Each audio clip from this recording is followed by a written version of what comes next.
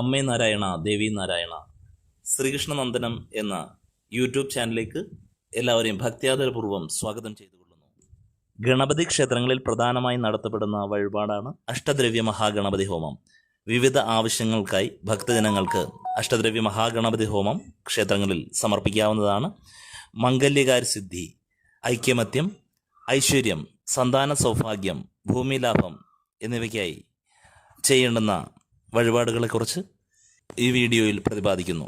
Video മുഴുവനായി കണ്ട് ഇതിൽ പറയുന്ന കാര്യങ്ങൾ ചെയ്ത് ഫലസിദ്ധി നേടാവുന്നതാണ്. വിവാഹസിദ്ധിക്കായി ചുവന്ന തെച്ചിപ്പൂവ് നാളം കളഞ്ഞ് നെയ്യിൽ മുക്കി സ്വയംവര മന്ത്രാർച്ചനയോടെ ഹോമിക്കണം. 7 ദിവസം തുടർച്ചയായി ചെയ്താൽ മംഗല്യഭാഗ്യം സിദ്ധിക്കും.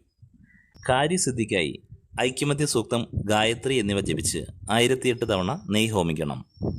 സന്താന സൗഭാഗ്യത്തിനായി സന്താനഗോപാല മന്ത്രം ജപിച്ച് പഞ്ചസാര ചേർക്കാത്ത പാൽപ്പായസം ഹോമിക്കണം. ഐശ്വര്യസിദ്ധിക്കായി കറുകക്കൊമ്പ് 3 കൂട്ടിക്കെട്ടി ത്രിമോദരത്തിൽ മുക്കി ഹോമിക്കണം. ദാമ്പത്യ കലഹം തീരാൻ ഭാര്യയുടെയും ഭർത്താവിൻ്റെയും ജന്മനക്ഷത്ര ദിവസങ്ങളിൽ സംവാദ സൂക്തം ചൊല്ലി ഹോമം നടത്തണം. തുടർച്ചയായി 7 തവണ ഇത് ചെയ്യണം. ശത്രുദോഷ നിവാരണത്തിനായി ഉച്ഛിഷ്ട ഗണപതി മന്ത്രം ജപിച്ച് വേപ്പിഞ്ചമത ഹോമിച്ചാൽ ശത്രുദോഷ നിവാരണം ഉണ്ടാകുന്നതാണ്. സമ്പൽ സമൃദ്ധിക്കായി ലക്ഷ്മി വിനായക മന്ത്രം ജപിച്ച് ഗണപതി ഹോമം നടത്തിയാൽ സമ്പത്ത് വർദ്ധിക്കും. ഭൂമി ലാഭത്തിനായി താമരമുട്ടിൽ വെണ്ണ പുരട്ടി ഹോമിക്കുന്നത് നല്ലതാണ്. ആയുർവർദ്ധനയ്ക്കായി മൃത്യുഞ്ജയ ഹോമദ്രവ്യങ്ങൾ കൊണ്ട് ഗണപതി ഹോമം നടത്തിയാൽ ആയുർദോഷങ്ങൾ പരിഹരിക്കപ്പെടും.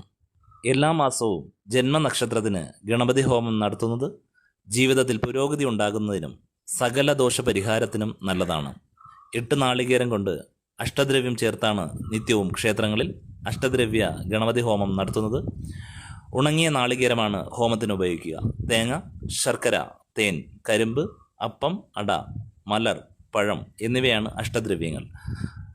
തന്ത്രഗ്രന്ഥത്തിൽ പറയുന്നത് കരിമ്പ്, മലർപ്പൊടി, പഴം, അവൽ, എള്ള്, മോദകം, നാളികേരം, മലർ എന്നിവയാണ്.